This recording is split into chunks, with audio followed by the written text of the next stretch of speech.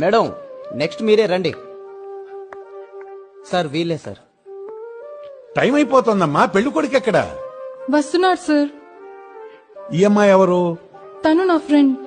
సాక్షాంతకం పెట్టడానికి వచ్చింది. నీ ఫ్రెండ్ లైఫ్ బాగుంటుందని నువ్వు గ్యారంటీ ఇవ్వడానికి వచ్చావా?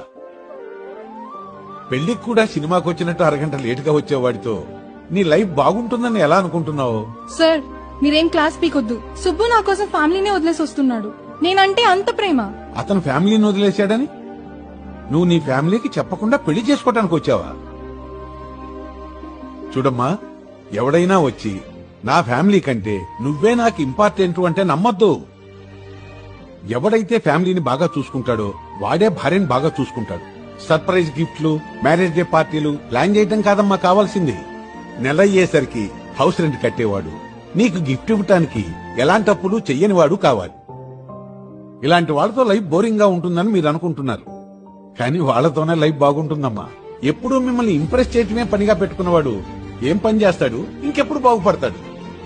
నేను లవ్ మ్యారేజ్ కి వ్యతిరేకిని కాను, కానీ ఫ్యాంటసీ వరల్డ్ లో ఉండేవాడి కన్నా రియాలిటీలో బ్రతికేవాడిని చూసి ప్రేమించండి.